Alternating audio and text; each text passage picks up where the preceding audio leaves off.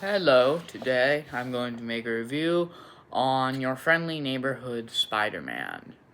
And honestly, I think it's pretty great. Um, I'm just gonna say some norms of the entire series. Um, and yeah, I like sort of the animation. That's definitely what everyone wasn't too excited about. Its animation is pretty interesting. It's very unique. It's not bad.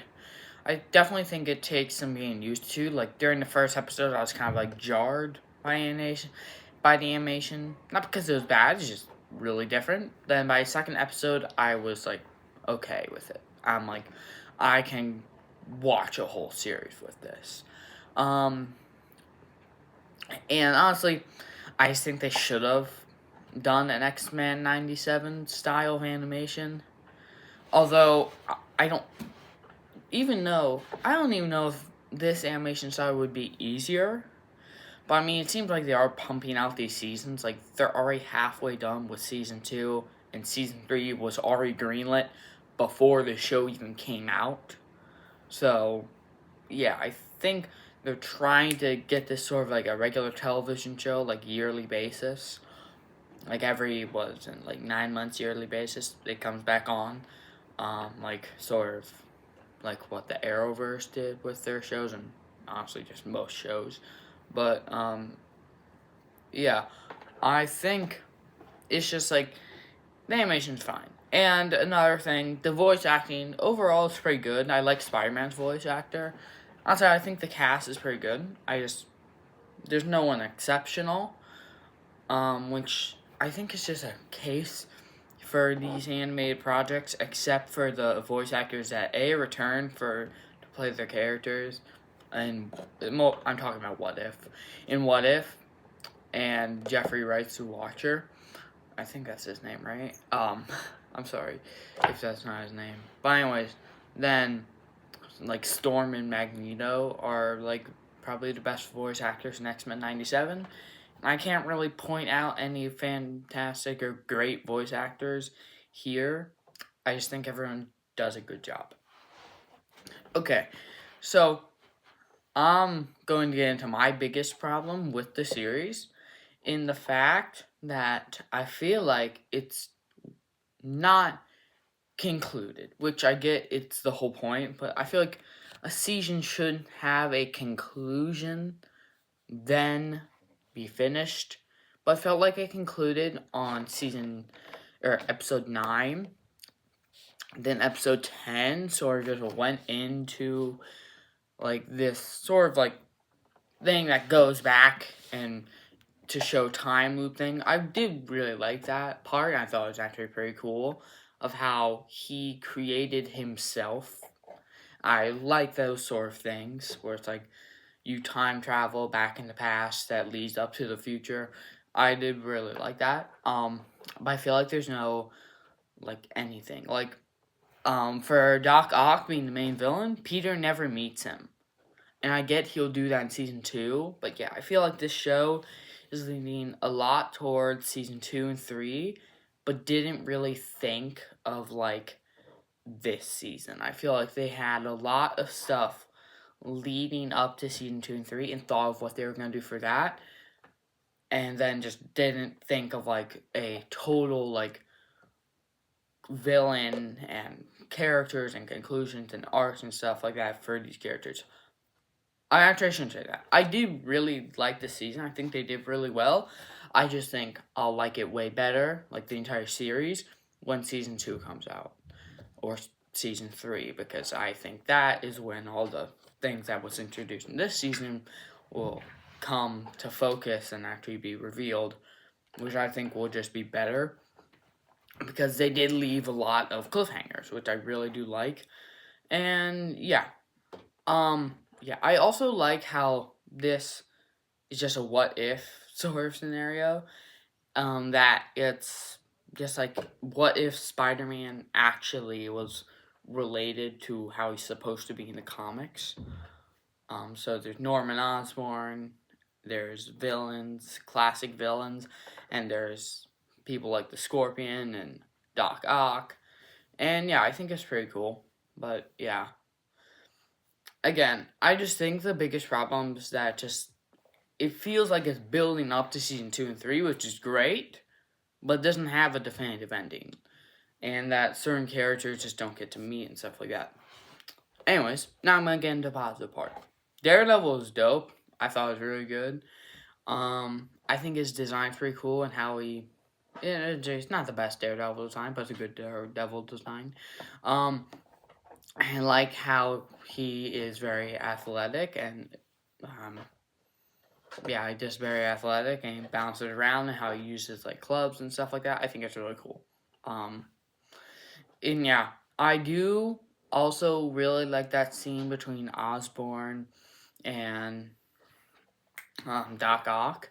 I think it's really cool. Well, I did really like it and how he sort of hinted to what he was doing in the finale, with the space travel across the entire universe. I did really like it. So, yeah. But again, back to that, I think it's cool seeing this episode with Doctor Strange. I think it expands the universe, and I believe the thing, it wasn't Venom itself, but hinted to Venom. Or at least, I think that's what that black sludge was. But yeah, I did like the finale. I think it had a good end. I just think I want to say the last 5 episodes are definitely a pretty big improvement from the first 5. I mean, the first 5 weren't bad. I actually thought they were pretty good. I'd probably land them around 8 or high 7 or low 8. But I think consistently the second half, probably the worst episode from there would be better than any episode from the first 5. I feel like they all respectively land mid to high 8s, which I think is great. So yeah.